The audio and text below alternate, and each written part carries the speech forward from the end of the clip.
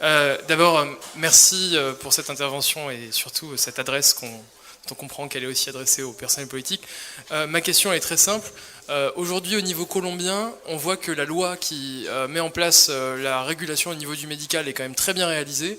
Et la question, c'est est-ce que tu pourrais nous donner un peu ton expérience et surtout les informations que vous avez sur... Tu peux me tutoyer, oui, bien sûr.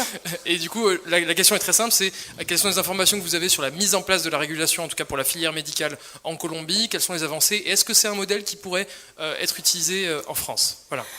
En fait, je crois que aujourd'hui, c'est pas seulement un très bon modèle pour le cannabis médical, pas seulement un très bon modèle, mais sont très pragmatiques. Et la bureaucratie n'est pas tellement, vous savez, ils ne sont pas en train de mettre tellement des obstacles. Même c'est l'agence régulateur des opioïdes, de ces stupéfiants, qui est en train de faire la mise en œuvre. Et ça marche très bien. Ils ont déjà 30 licences. Et vous avez appliqué à 2 types de licences. C'est la licence pour la production et des médicaments. Et pour les cultures, c'est différent. C'est le ministère de Justice et l'autre, c'est le ministère de la Santé. L'autre fait intéressant, c'est qu'il n'y a pas de fleurs.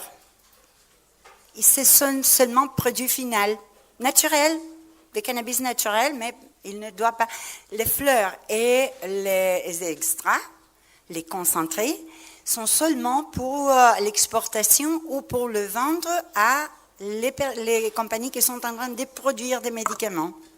Et une chose que j'ai trouvée, je suis très reconnaissante à eux, parce qu'ils ont entendu qu'il faudrait inclure dans la légalisation les personnes qui étaient déjà en train de cultiver le petit et moyen producteur. Et ils n'auront pas les capitaux pour la mettre en place dans le laboratoire. C'est des millions. Hein?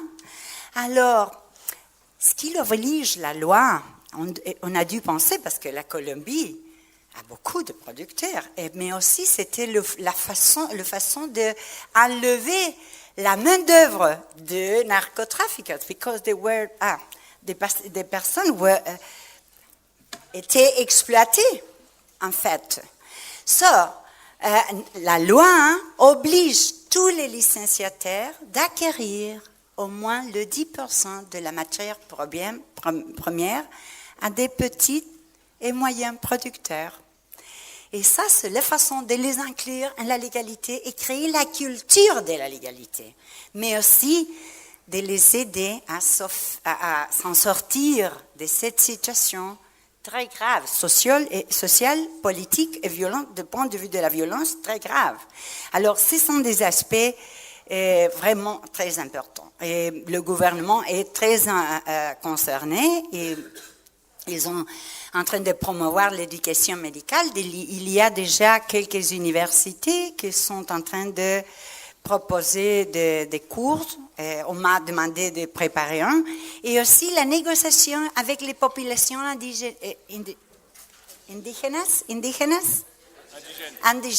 Parce qu'en espagnol, indigène est indigente. It has no money. Indigène. Alors...